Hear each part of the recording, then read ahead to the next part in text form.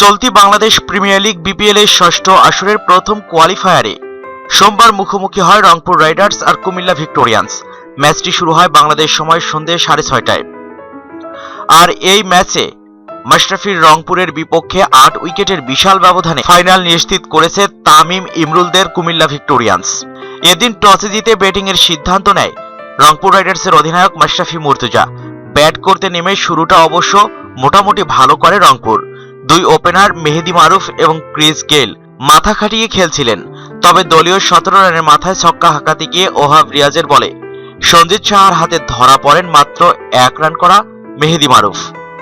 মেহেদী ফিরে গেলেও তাণ্ডব চালান ক্রিস গেইল, তবে দলীয় পঞ্চম ওভারে সঞ্জিত সাহার বলে রান নিতে গিয়ে ভুল বোঝাবুঝিতে দুই প্রান্তে আউট হন দুই ব্যাটসম্যান।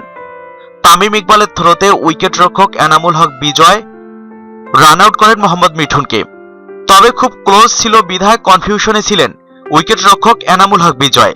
এদিকে অপর প্রান্তে ততক্ষণে পৌঁছাতে পারেননি ক্রিস গেইল, তাই কিছু না ভেবেই এনামুল হক বিজয় আবার বল ছুড়ে মারেন সেই প্রান্তে। কুমিল্লার স্পিনার সঞ্জিত সাহা বলটি নিয়ে বেল ফেলে দেন। ততক্ষণে টেলিভিশন রিপ্লেতে দেখা যায় ক্রিস গেইলও আউট হয়েছেন, তবে মোহাম্মদ মিঠুন আগে আউট হওয়ায় বেঁচে যান ক্রিস গেইল। 3 বলে 3 রান করে ফিরে যান মোহাম্মদ মিঠুন। প্রথম দিকে কিছুটা গুটিয়ে খেললেও ভাগ্যক্রমে বেঁচে গিয়েই শুরু করেন তাণ্ডব ক্রিস গেইল।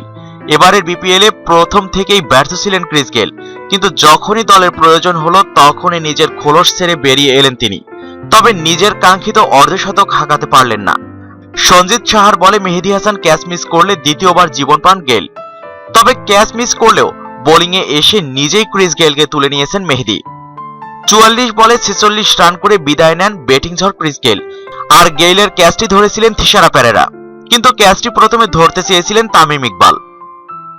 নিজের উপর বিশ্বাস এতটাই বেশি মনে করলেন যে তামিমকে ক্যাচটি ধরতে নিষেধ করে নিজে ধরে গেইলকে ফিরিয়ে দিলেন।